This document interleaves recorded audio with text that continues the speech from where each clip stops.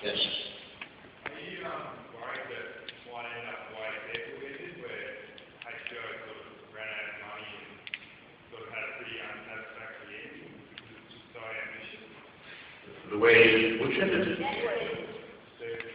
Well, Deadwood ended because David Milch decided he wanted to do John from Cincinnati, which is something I find inexplicable myself, having suffered through John from Cincinnati and love Deadwood. You know, anything, but you can't, it may end badly, you know. I mean, the show could go on, the critics would hate it, nobody could watch it. You know, maybe it will be a buzz show, a tentpole show, who knows. And HBO will find some other exciting project they like better. You know, how many years will go? I don't know. I'd like it to go the entire length of the series. At least as many seasons as The Sopranos had.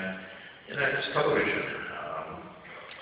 And we're dealing, you know, I can finish the series because I'm writing about imaginary characters, but when you're actually filming something, you're dealing with the real lives of the actors and the designers. I mean, David and Dan may decide after a couple of years that they want to go on and do something else. Will HBO want to continue the show without David and Dan? Will they hire new people? I don't know. You know, some of the characters, of course, die, and that's done. But, you know, I mean, what if one of our young stars, and we have several, I think, brilliantly talented young actors who are like just out of drama school or have done a little work on the West End of London and maybe a few small films, but they're not known. But this is the kind of vehicle for making a star. So what if one becomes the next huge star? Suddenly they're getting $1 million offers from movie companies and all that. They may want out too. I mean, many things can happen, and you can't predict it. But the question is, well, what do you do? Knowing the situation, what do you do? You know, and I think you take the chance. You know, I mean, Deadwood maybe did end badly, but I'm glad that I got the chance to see the 3 seasons that they did. I'm glad they made them, and they didn't, you know, not make them. Rome should have been 3 seasons at least, maybe even 5. And I think Rome ended too soon, but once again, I'm glad that they made Rome. So I'm hoping we get some terrific television out of it. And if it lasts all 7 seasons, I'll be the happiest guy in the world. If it only lasts 3, you know, I'll be sad at the end of the 3rd season or at the end of the 1st season. But I'll still be glad that we had the chance to do those seasons. Let me do one more question and then I'll wind up here.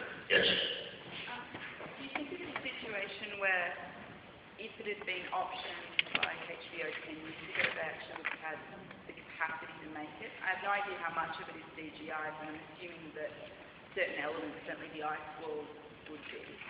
Do you think it's just the right time now, or could you have seen it being optioned in, say, 2000?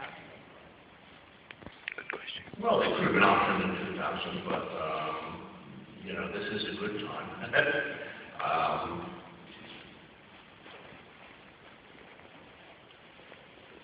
Fantasy is in a different place than it was in 2000. Television is in a different place than it was in 2000. I think some of the things that have happened have given us a good chance. Some of the things that happened in the last 10 years. I mean, I mentioned Rome in passing. You know, Rome was dropped after the 2nd season, partly because the BBC pulled out. That was a co-production between the BBC and HBO, and the BBC decided it was too expensive to pull out, and HBO didn't want to pick up the whole thing. And some things happened with Rome. I know that Rome was not nominated for a lot of Emmys. I don't understand that myself. I thought Kevin McKidd and Ray Stevenson and James Purefoy and, you know, the people in Rome all deserve Best Actor nominations. Women played Annie, Cully Walker. I mean, God, how could she not be nominated for that? But they weren't, and you know, that was part of the factor there. And then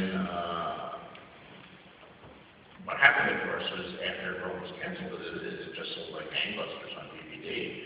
So people at HBO actually said, "Gosh, we wish we had continued to pull the plug on them too early."